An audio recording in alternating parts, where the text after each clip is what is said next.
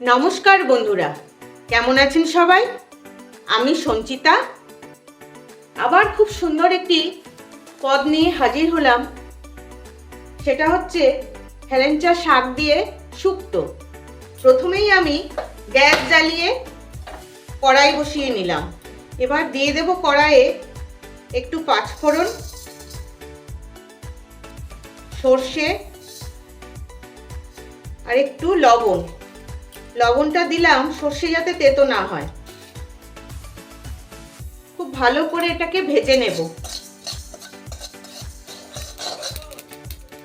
মশলা খুব ভালো করে ভাজা হয়ে গেছে, আমি এবার নামিয়ে নেব।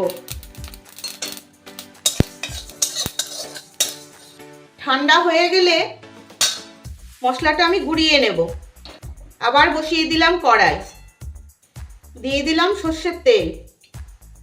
তেল গরম হয়ে গেছে, এবার দেব কটা কলাইয়ের ডালের বড়ি।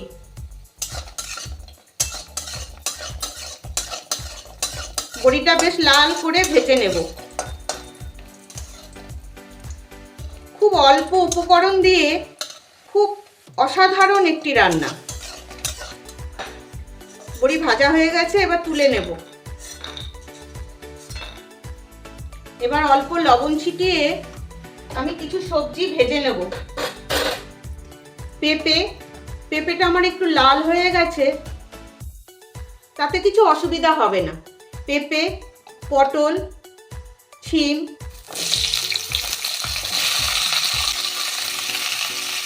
আর দেবো দুটো কাঁচা কলা আর আলু একটা।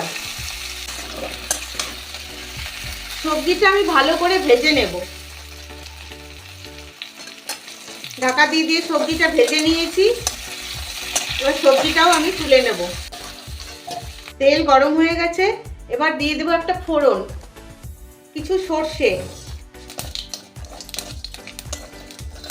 সর্ষেটা ভাজা হয়ে গেছে, এবার দেব আদা বাটা।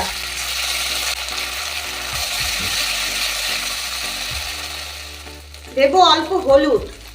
শুক্তোতে বলবেন হলুদ চলে না, যেহেতু এটা শাক দিয়ে শুক্তো হচ্ছে ওই জন্য একটু হলুদ দিলে খারাপ লাগে না। ভাজা হয়ে গেছে, এবার দেব হেলেঞ্চা শাক। আমি ভালো করে বেছে ধুয়ে রেখেছি।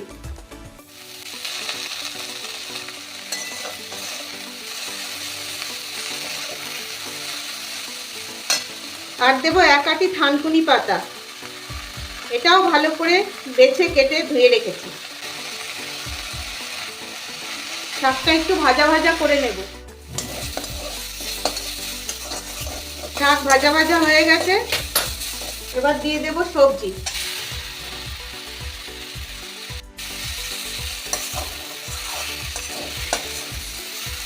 এবার দেব পরিমাণ মতো লবণ আর একটু চিনি।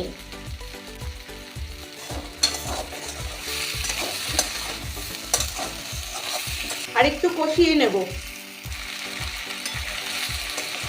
ভালো করে কষা হয়ে গেছে। দেখুন বন্ধুরা, একদম কষা কষা হয়ে গেছে। এবার দিয়ে দেব জল।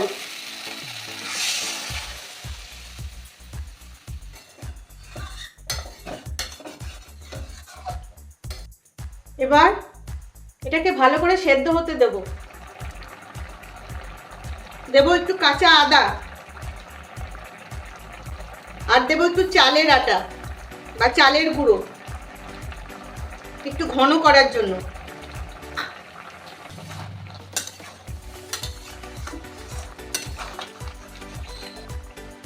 এবার দিয়ে দেব ভাজা মশলা।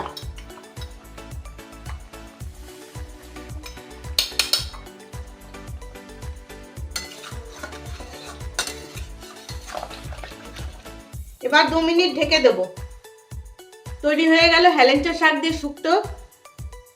কেমন লাগলো জানাবেন, আর অবশ্যই রান্না করে খাবেন, তাহলে আমার ভীষণ ভালো লাগবে।